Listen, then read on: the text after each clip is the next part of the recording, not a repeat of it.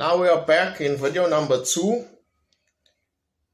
and we first started off with verse 1 of Psalm 127. Now I'm going to continue with Psalm 127 verse 2. It is in vain that you rise up early and go late to rest, eating the bread of anxious toil, for he gives to his beloved sleep. Now I started off with the story of Absalom and how he tried to take over the kingdom, and he did it by forcing his father to leave the city. But when he started out, the word of God says that he used to get up early and go and sit by the gate. Now I'm going to tell you about the gate later on when we get to verse 5. And he talks about the gate, he goes by the gate, and he keeps telling the people when they come there that David is not able to take care of their disputes that they are bringing before him because there's no one to do that. But if he were to be placed as king, he was going to be doing that for the people. And he slowly did that, and he was able to turn the hearts of the people away from David. But you know that it is a lie, because he was able to be brought back after he had killed his brother.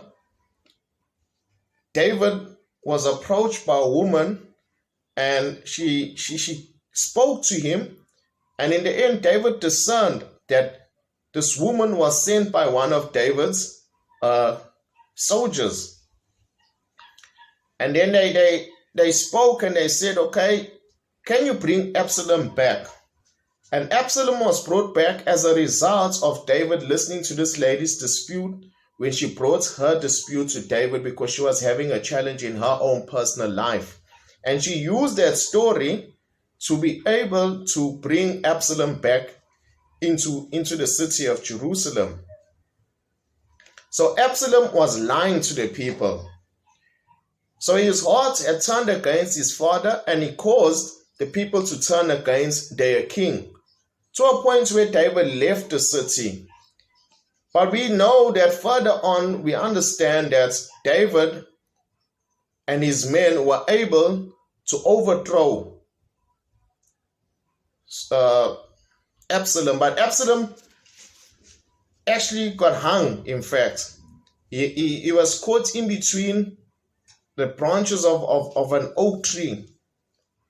And then one of David's commanders and a couple of other men, they took him out. They eliminated him, they killed him against David's command.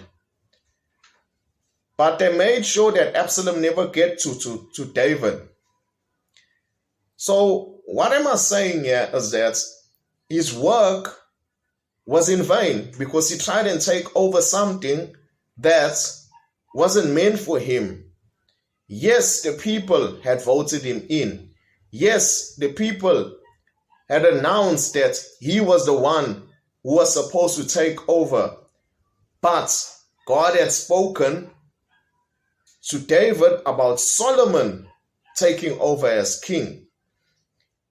And later on we read that Bathsheba goes to David when another of Solomon's brothers tries to take over the kingdom again. And she reminds him that he spoke to her about what the Lord had said about Solomon.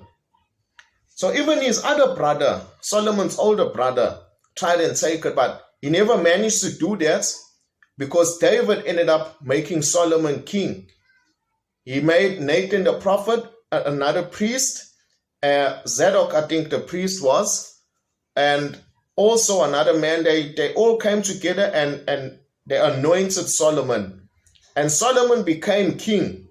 And that is how God established him. And Solomon ended up saying that the Lord had given him a house and established him in the kingdom. So we understand now that all their work was in vain. They tried and do something, yet God wasn't in it. But many people were backing them up. So there's something there for all of us here. That it doesn't mean that you got the support of people, that God is in it. Go to the next video, and at the end, you'll get everything that I'm talking about. Okay?